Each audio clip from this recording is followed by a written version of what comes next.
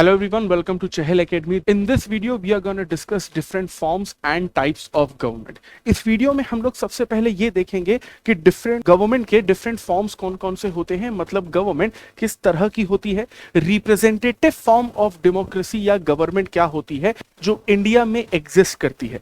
साथ ही साथ ये जो रिप्रेजेंटेटिव फॉर्म ऑफ डेमोक्रेसी होती है उसके मेजर फीचर्स क्या होते हैं और क्यों डेमोक्रेसी को दूसरे टाइप्स ऑफ या फॉर्म ऑफ गवर्नमेंट से बेटर कहा जाता है। देखिए, किसी भी देश में जिस तरह की गवर्नमेंट काम करती है या जिस फॉर्म की गवर्नमेंट काम करती है वो इस बात से डिसाइड होता है कि उस कंट्री को रूल करने वाली गवर्नमेंट कौन सी है या उस कंट्री को रूल करने वाला पर्सन कौन सा है। एग्जाम्पल के तौर पर अगर कोई एक ऐसा देश है जिसको रूल करने वाली गवर्नमेंट या पर्सन में किसी भी तरीके का स्ट्रक्चर या ऑर्गेनाइजेशन नहीं देखने को मिलता है, उस फॉर्म ऑफ गवर्नमेंट को हम लोग अनार्की के नाम से जानते हैं। या फिर अगर कोई एक ऐसी कंट्री है जिसको रूल करने वाला पर्सन ही उस देश की गवर्नमेंट है, उस फॉर्म ऑफ गवर्नमेंट को हम लोग मोनार्की या डिक्टेटरशिप के नाम से जानते हैं। या फिर अगर कोई एक ऐसी कंट्री है जिसको रूल करने वाले बहुत कम लोग होते हैं, जो बहुत पावरफुल, रिच क्लास या एलीट पीपल होते हैं और वो बहुत कम लोग मिलकर ही उस देश को रूल करते हैं और गवर्नमेंट चलाते हैं, उस फॉर्म ऑफ गवर्नमेंट को ओलिगार्की या जुंटा फॉर्म ऑफ गवर्नमेंट के नाम से जाना जाता है। या फिर कोई एक ऐसी कंट्री जिसको रूल सभी लोग करते हैं, दैट मींस उस कंट्री के सारे सिटीजन्स उस कंट्री को रूल करते हैं, इस फॉर्म ऑफ गवर्नमेंट को डेमोक्रेसी के नाम से जाना जाता है, जो अगेन दो पार्ट्स में डिवाइडेड होती है, जिसे हम लोग डायरेक्ट या रिप्रेजेंटेटिव फॉर्म ऑफ डेमोक्रेसी कहते हैं। इसमें इंडिया में जो फॉर्म ऑफ गवर्नमेंट एग्जिस्ट करता है that is representative form of democracy. अब अगर हम इस रिप्रेजेंटेटिव फॉर्म ऑफ डेमोक्रेसी को समझने की कोशिश करते हैं, सो डेमोक्रेसी गवर्नमेंट का एक ऐसा फॉर्म होता है जहां पर लोग या सिटीजन खुद रूल करते हैं।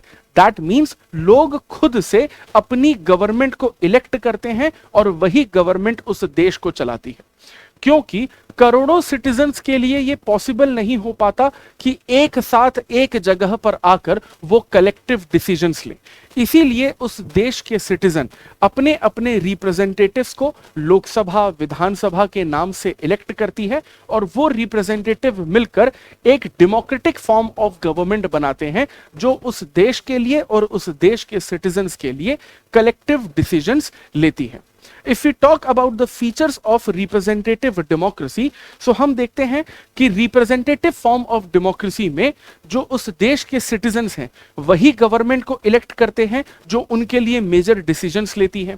ये जो इलेक्शन होते हैं ये पीरियोडिकली होते हैं। एग्जाम्पल के तौर पर इंडिया में लोकसभा या विधानसभा के इलेक्शन हर 5 साल में करवाए जाते हैं, जो रिप्रेजेंटेटिव फॉर्म ऑफ डेमोक्रेसी का एक इंपॉर्टेंट फीचर होता है।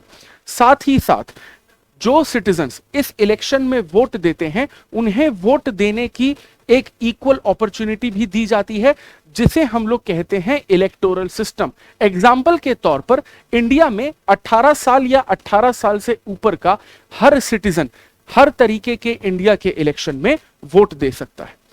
हम जो इतनी सारी अलग अलग टाइप या फॉर्म की गवर्नमेंट देख रहे हैं उन सभी का अगर कंपैरिजन करें तो डेमोक्रेटिक फॉर्म ऑफ गवर्नमेंट या डेमोक्रेसी बाकी दूसरी फॉर्म ऑफ गवर्नमेंट से हमेशा बेटर कही जाती है, क्योंकि number 1, democratic form of government हमेशा अकाउंटेबल और रिस्पॉन्सिबल होती है अपने देश और सिटीजन्स के लिए, क्योंकि आपने जो गवर्नमेंट अपने लिए चुनी है अगर वो गवर्नमेंट आपके लिए डेवलपमेंट के काम नहीं करती तो आप अपनी गवर्नमेंट से सवाल पूछ सकते हैं और उस गवर्नमेंट को आपके सवालों का जवाब देना ही पड़ता है।